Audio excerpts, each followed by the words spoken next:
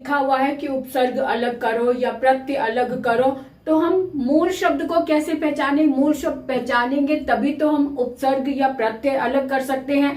बिल्कुल सही बात है और हर बार मैंने बताया भी है, आज मैं फिर से एक बार बता रही हूँ कि मूल शब्द समझने का सबसे आसान तरीका ये है कि मूल शब्द वो होता है जिसे अलग नहीं किया जा सकता, जिसे तोड़ा नहीं जा सकता। जो शब्द अपने आप में पूर्ण अर्थ लिए हुए होता है वही शब्द मूल शब्द कहलाता है। अब इसको आसानी से समझने के लिए एक ट्रिक मैं आपको बता रही हूँ। जो शब्द आपके हाथ में है तो उसको तोड़कर देखो।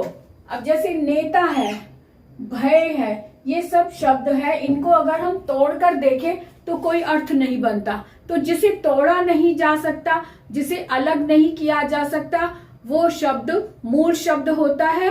कहने का अर्थ ये है कि वो शब्द जो अपने आप में पूर्ण है, जिसे किसी और शब्द की सहायता की जरूरत नहीं है, वो अपने आप में पूरा अर्थ लेकर बैठा हुआ है, वही शब्द मूल शब्द होता है। जैसे नेता है, नेता को अगर हम तोड़े, ने और ता नहीं बनेगा, नेता इकट्ठा रखेंगे तभी ये अपना अर्थ निकाल रहा है। ऐसे ही भय, भय को हम अलग नहीं कर सकते, भय अपने आप में पूर्ण शब्द है, ये अर्थ पूरा दे रहा है। कर्ष, हाल, काल, कार, गुण, कुल, रिक्त, जय, ये सब मूल शब्द हैं।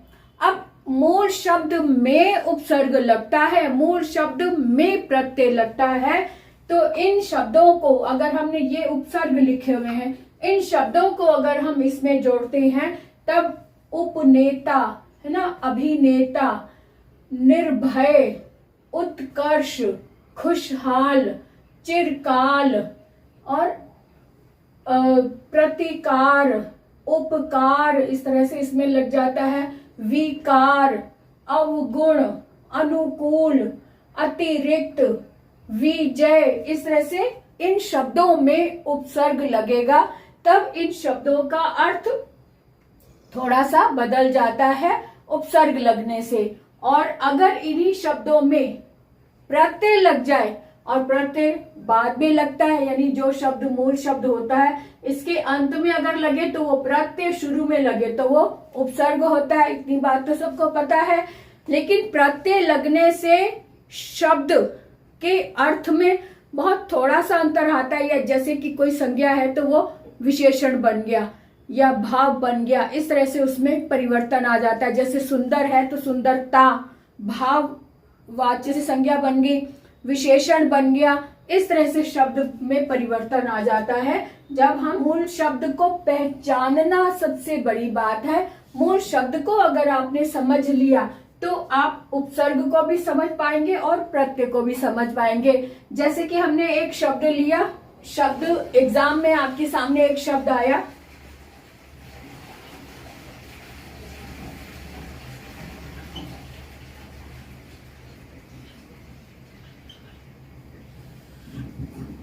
पारिवारिक शब्द मान लो आपके एग्जाम में आ गया।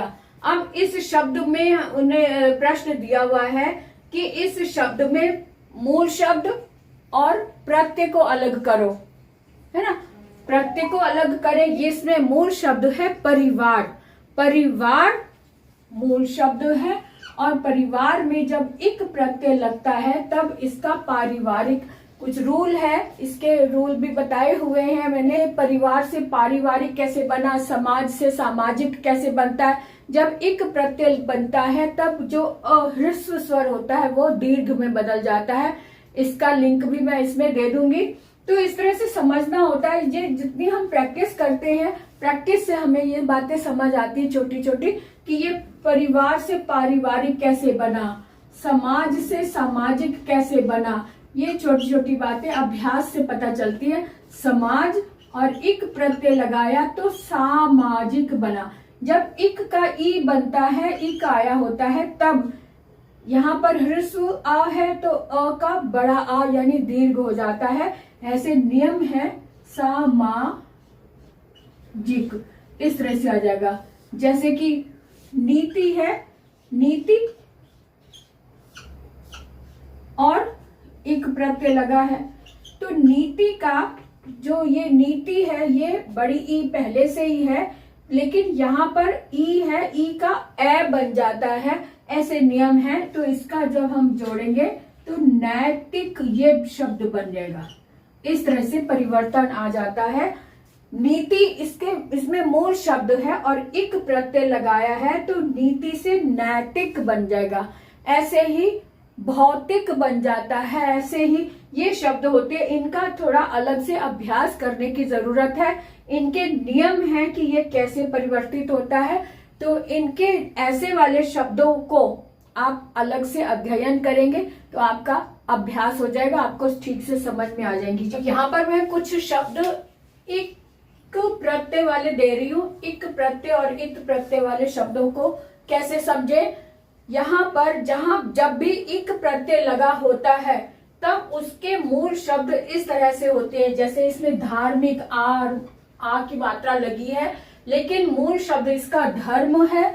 क्यों? क्योंकि जब इक प्रत्यय लगता है तब इक का ई होने के नाते, इक होने के कारण जो अ है, ह्रस्व अ जो है वो दीर्घ में बदल जाता है, और अगर ई है तो वो ए में बदल जाती है, और अगर ऊ है तो वो ओ में बदल जाता है। ये छोटे छोटे से नियम हैं, इनको ध्यान कर लो, इनको समझ लो तो आपके शब्द गलत नहीं होंगे।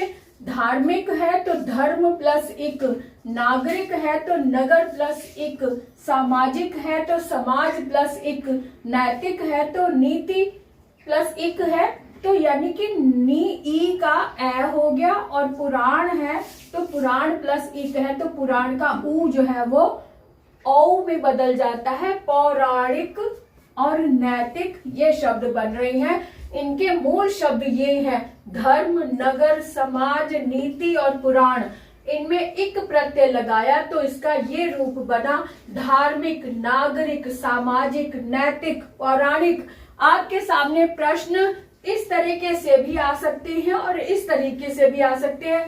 ये प्रश्न लिखे होंगे, अगर ये शब्द प्रश्न में है तो आपको मूल शब्द और इक प्रत्यय अलग करना होगा, और अगर इस तरह से लगा हुआ दिया हुआ है, इस पोजीशन में अगर वो शब्द आया है तब आपने शब्द को जोड़ना होगा।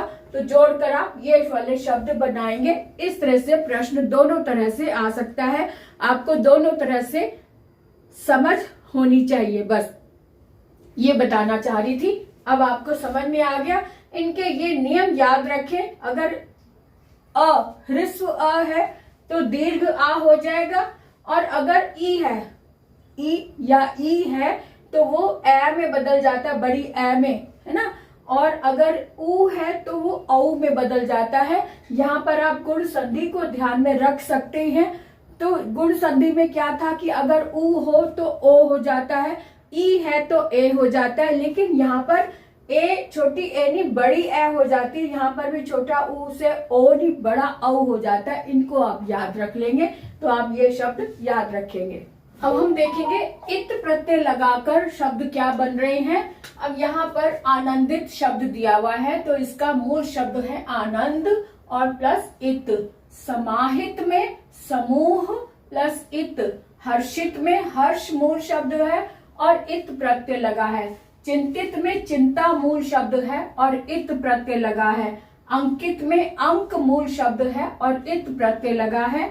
निश्चित में निश्चय मूल शब्द है और इत प्रत्यय लगा है। एक बात और बता दूं कि समाहित शब्द में जो समूह शब्द है ये मेरे हिसाब से, मेरे अकॉर्डिंग, मेरी तरफ से, मैंने अपनी तरफ से ये बताया है कि ये समूह होना चाहिए, क्योंकि इसका मुझे कहीं पर भी लिखा हुआ हल नहीं मिला। तो समाहित शब्द तो है लेकिन इसमें मूल शब्द क्या है ये कहीं पर भी इसका उत्तर नहीं मिला। लेकिन मेरे अपने विचार में इसमें समूह होना चाहिए, क्योंकि समूह और समाहित का मतलब है किसी में समाहित हो जाना, लोप हो जाना, मिक्स हो जाना। और समूह ही होता है, समूह में जब कोई एक समूह होता है, जब कोई इसमें शामिल हो जाता है तो वो उसमें सम्मिलित हो जाता है, ये समाहित हो जाता है। इसी तरह से समूह, मेरे हिसाब से ये समूह होना चाहिए। अगर आपको ये शब्द कहीं मिलता है तो मुझे कमेंट बॉक्स में लिखकर जरूर बताइए कि समाहित में मूल शब्द क्या है। ठीक है, तो मेरे अनुसार समूह और प्लस इत, हर्ष प्लस इत, चिंता प्लस इत, अंक इत, निश्चय इत, इस तरह से ये शब्द बन रहे हैं। यहाँ पर भी दो तरह से प्रश्न आ जाता है। ये वाले शब्द लिखे होंगे तो लिखा होगा, प्रश्न होगा इन शब्दों में से प्रत्यय अलग करो। तो जब प्रत्यय अलग करेंगे तो नेचुरल है कि ये इसका मूल शब्द भी मिल जाएगा। तो जब हम इत प्रत्यय लगा अलग करेंगे तो मूल शब्द भी हमें बताना होता है। इस तरह से हमें प्रश्नों का उत्तर बहुत सावधानी से देना होगा। तो ये आप नोट कर ले, इक प्रत्यय और इत प्रत्यय दोनों का मैंने बताया है। इन्हीं शब्दों के लिए बच्चे परेशान होते हैं, तो इसका उत्तर इस तरह से है। या अगर कोई और दुविधा आपके मन में आ रही है तो आप कमेंट बॉक्स में लिखकर आप पूछ सकते हैं, आपको उत्तर जरूर मिलेगा। तो आज के लिए इतना ही, फिर मिलेंगे। Bye bye.